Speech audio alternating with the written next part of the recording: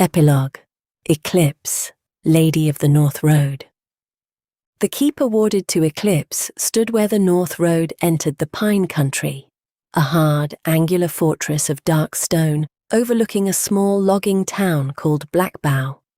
Its walls had been raised to defend lumber caravans from raiders, trolls, and worse things wandering down from the mountains. Under Eclipse, its purpose became considerably more direct. It became a hunting lodge with battlements. The townsfolk initially expected their new lady to hold court, settle boundary disputes, and attend banquets in her honor. Eclipse did these things when necessary, though she prowled through every ceremony like a caged displacer beast. She rarely sat upon the carved chair in the great hall. More often, she stood behind it, listening in silence while sharpening a blade. Within a month, everyone in Blackbough learned the signs. When Eclipse began pacing the battlements at night, something would soon die. When the ravens abandoned the western pines, she would leave before dawn. When the infernal runes upon the demon lash began glowing through its scabbard, the keep's gates opened whether anyone had reported danger or not. Eclipse called the fortress Nightfall Keep, though the loggers soon gave it another name. The Hunter's Rest. The name was inaccurate. Eclipse seldom rested. 3 retainers came into her service, each useful, loyal, and just troublesome enough to ensure that peace never lasted long. Harl Bren, Master of the Hunt. Harl was a scarred human bounty hunter who had once worked alongside Eclipse's parents guarding caravans. He arrived at Nightfall Keep, carrying 6 wanted notices, 3 monster sightings, and a severed Ettercap hand preserved in salt. He became Eclipse's castellan and intelligence keeper. Every morning, Harl placed reports upon her table. Livestock missing near Cold Creek. Tracks larger than an ogre's found beyond the ridge. Travellers heard chanting beneath the old barrow. He was remarkably skilled at deciding which rumours required immediate investigation and which could be made to sound as though they did. Could be wolves, Harl would say. Then, after a thoughtful pause, though one shepherd swears they walked upright. Eclipse would already be reaching for the demon lash. Harl never smiled until she had left the keep. Sarithra Ustail, the Exile's Blade. Sarithra was a distant cousin from House Ustil, though she claimed no loyalty to the family that had betrayed Eclipse's father. She arrived under cover of darkness with blood on her cloak and 3 drow assassins hunting her. Eclipse killed 2. Sarithra killed the 3rd. Afterward, Eclipse offered her a position without ceremony. Sarithra became captain of the keep's scouts, silent, severe, and possessed of a talent for discovering enemies that others had overlooked. Unfortunately, she also had a habit of interpreting suspicious behavior as evidence of conspiracy. A traveling priest lingered too long near the lumber stores. A merchant used an unfamiliar hand signal. A hermit carved spirals into trees. Each incident became a potential cult, smuggling ring, or demonic incursion. Most proved mundane, some did not.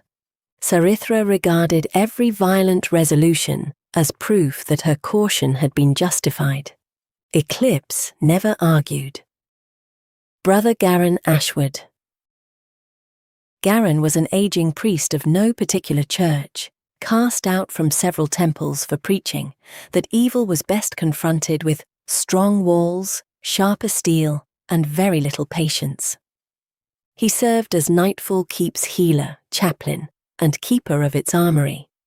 Garin had a special interest in fiends. His chambers were filled with demonological texts, maps of suspected summoning sites, jars of black ichor, and sketches of abyssal symbols copied from old ruins. Whenever Eclipse returned from a hunt, Garin cleaned her wounds and asked detailed questions. How many horns? Did it regenerate? What color was the blood? Did the blade react before you saw it? Then, days later, he would casually mention another possible threat. "There is an abandoned shrine beyond Splitstone Pass," he might say while binding her shoulder. "Probably nothing, though the inscription contains 3 references to the Prince of Beasts." Eclipse would rise before he finished tying the bandage. Garan would sigh, gather his healing kit, and follow. The demon lash approved of all 3.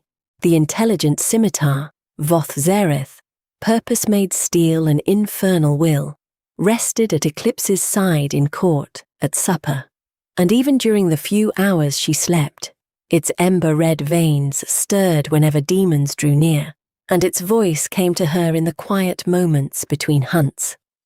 At first, its whispers were suggestions. There are things in the forest that hide from daylight. The abyss does not sleep merely because mortals celebrate victory. You have killed demon lord's servants. Do you believe they have forgotten you? Soon, the suggestions became hunger. South.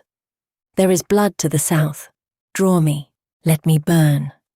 The demon lash had been forged to destroy demons. Its infernal runes proclaimed that where it struck, the abyss recoiled. Yet its hatred was not righteous.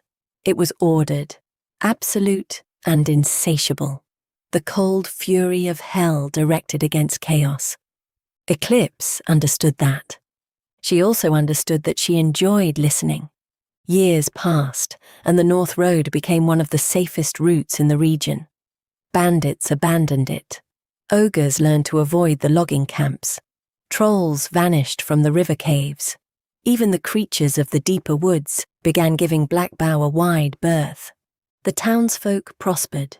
New houses rose around the sawmill. Merchants travelled without guards. Children played beyond the palisade after sunset. They loved Eclipse, though few knew how to speak with her. They left gifts at Nightfall Keep, smoked venison, black-feathered arrows, polished antlers, carved wooden figures of the perfect tools.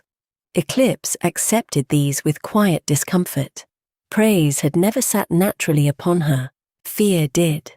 And the people were careful never to ask what she did with the bodies of the things she hunted. Peace, however, became unbearable.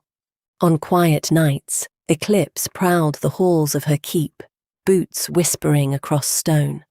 She checked locked doors, examined arrow slits, and stood upon the northern tower staring into darkness. Sometimes there was no danger. That was when the curse hurt most. Her fingers tightened around the demon lash's grip. Her heartbeat quickened. Every distant animal cry sounded like prey.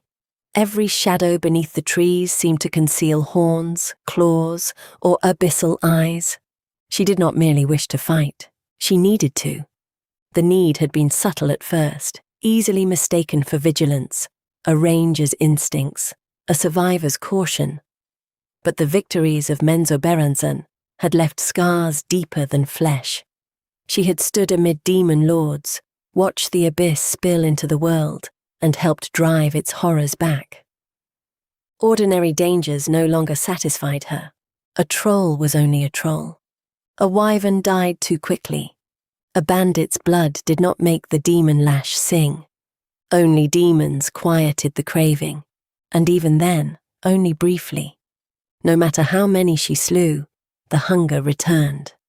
One winter evening, a lumber caravan arrived after dark. Its guards told of a creature moving between the trees, tall, horned, and surrounded by the smell of burned hair. It had not attacked. It had only watched. Harl Bren produced a map before the survivors finished speaking. Sarithra ordered the scouts assembled.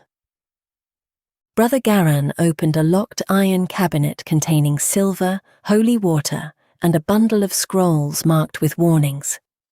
Eclipse stood silently in the great hall. At her hip, the demon lash's ruby eyes flared. "Demon blood," it whispered. The words slid through her thoughts like a heated blade. At last, a servant approached carrying Eclipse's heavy winter cloak. She ignored it. Snow already struck the keep's windows, and the forest beyond was black as the Underdark. Harl cleared his throat. The tracks lead north, he said, toward the old logging road. Eclipse drew the demon lash. Hellfire erupted along its curved edge, filling the hall with red light. The retainers did not flinch. They had seen this too many times. "Open the gate," Eclipse said. Outside, the warning bell began to ring. The people of Blackbow awoke and looked toward Nightfall Keep.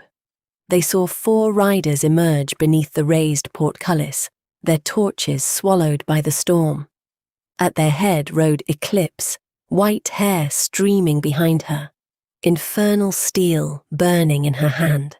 Some whispered prayers for their lady's safe return. Others prayed for whatever she was hunting. Eclipse did neither. Somewhere ahead, something from the abyss waited in the snow. For the first time in weeks, the emptiness within her began to ease. The demon lash laughed inside her mind, and Eclipse smiled.